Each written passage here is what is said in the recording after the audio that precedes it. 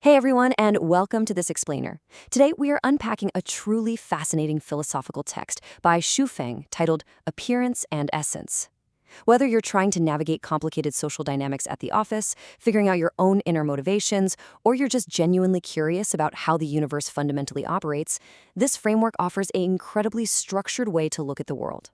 We're going to explore the deep relationship between what we show on the outside and what's actually happening on the inside. It's a compelling journey, and honestly, it's going to challenge how we perceive reality, truth, and even human deception. So get comfortable and let's get ready to look past the surface. Can a fake smile truly hide who you are inside? I mean, have you ever smiled warmly at someone while secretly just boiling with frustration? Of course you have. We all have. It's a pretty standard part of our daily social interactions. But here's the deeper question this text asks us to consider. When you put on that brave face or force that polite smile, are you actually successfully hiding your inner self? Or is your outer appearance still, in some unavoidable way, totally giving away the truth of your current state? Keep that question in mind as we break all this down. Section 1, what are appearance and essence? Okay, let's dive into this and get our foundational definitions. According to the text, literally everything in the universe is made up of two distinct but intimately connected parts, appearance and essence. The text defines appearance as the surface phenomena of an object.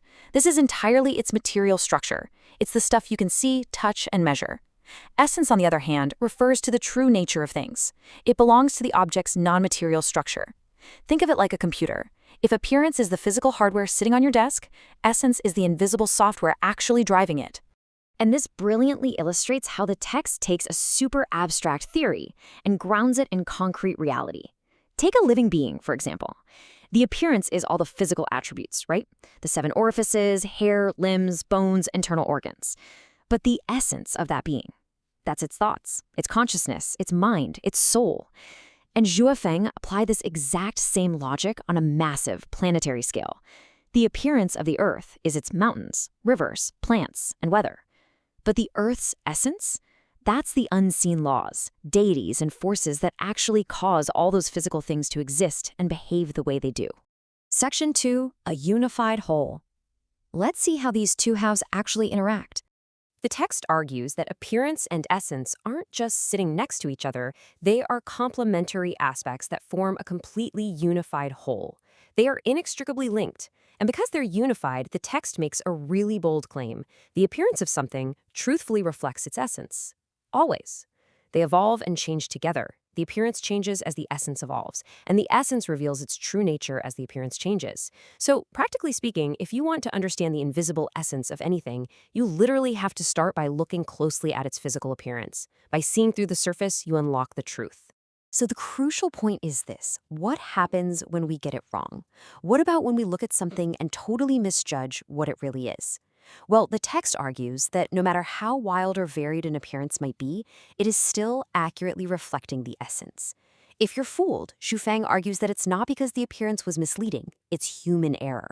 It's because we were negligent in our observation, we didn't collect enough data, or we just let our own personal bias cloud our analysis.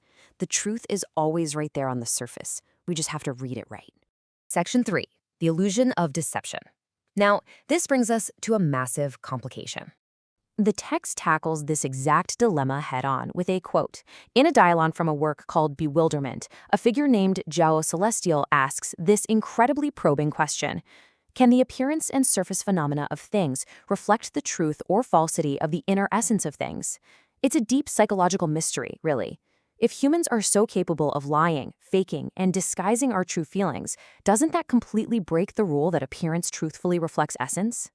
Well, Xu Feng's answer to that question is emphatic. He states, yes, absolutely. Even when someone is in agonizing pain inside but forces a smile on the outside, their appearance is still truthfully reflecting their essence. Now, I know that sounds completely counterintuitive at first, so let's look at exactly how the text justifies this aha moment. The author uses a brilliant contrast to explain this. Think about a hungry child. When a kid is hungry, what do? They cry. Their internal state, their essence, perfectly aligns with their outward appearance. They're completely unified. But now, look at an adult. An adult might be absolutely starving, yet in certain polite social situations, they'll smile and insist they aren't hungry at all. No physical signs of hunger whatsoever. The text describes this adult behavior as a distorted nature, something caused by improper education, and it actually signals humanity's decline. So how on earth does the adult's polite lies still fit the rule? It comes down to this concept of distorted nature. The text explains that feeling pain but smiling isn't a failure of the rule. It's a temporary distortion of true nature. That fake smile, it isn't reflecting joy. It is perfectly reflecting the essence of human cunning. This deception isn't our original nature. It's what the author provocatively calls a devilish technique that we learn later in life. Section 4. Revealing the distorted nature. Let's see how deception ultimately fails. Now, what's really interesting about this concept is the realization that lying doesn't actually cover up the essence. The act of lying is the appearance. When human nature gets distorted like this, the deceptive outward appearance is truthfully reflecting that exact distortion. It's wild to think about, but while lying feels like a shield, it's actually a mirror. That fake smile doesn't hide the pain, it loudly broadcasts the cunning choice to conceal the pain.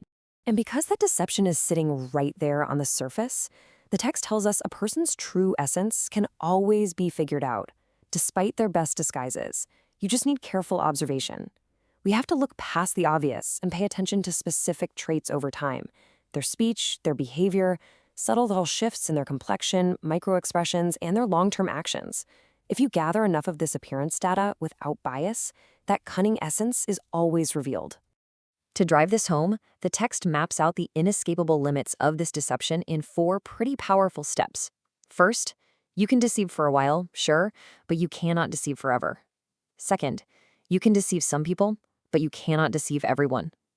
Third, stepping into the spiritual realm, a person might deceive humans, but they absolutely cannot deceive deities. And finally, the ultimate barrier, even the most treacherous, cunning person out there who manages to fool everyone else, cannot deceive themselves. Eventually, their holistic appearance will always reflect their true essence. Section 5. Returning to simplicity. Let's look at the philosophical resolution here. We humans have this incredible ability to learn from our experiences, right? By observing all these countless appearances around us, we start picking up on the underlying laws of how people really operate. The text points out that when we finally spot the mismatch, when we catch that a person's immediate appearance doesn't match their stated essence, we begin to understand what's called the alienation of the essence. Basically, we suddenly see that huge, glaring gap between who we are and who we pretend to be. Let's see how this builds into the ultimate ideals of Eastern philosophy. The text draws a really clear line between understanding this alienation and the teachings of major spiritual traditions. For instance, Buddhism teaches us to recognize our mind and see our true nature, to look past that distorted appearance. Taoism is similar.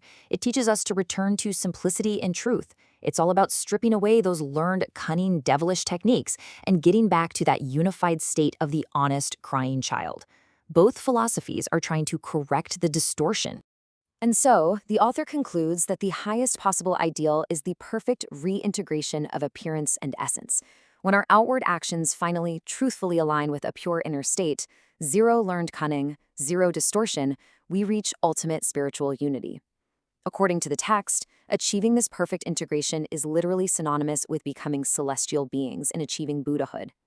Which brings us right back to you. I want you to take a second and reflect on your own daily interactions. Is your outward appearance truthfully unified with your inner essence? Or, as you navigate the world today, is your smile just a learned devilish technique hiding a distorted nature? It's a pretty powerful lens for viewing not just the people around us, but ourselves. Thank you so much for joining me for this explainer on appearance and essence. Keep observing, keep learning, and I'll catch you next time.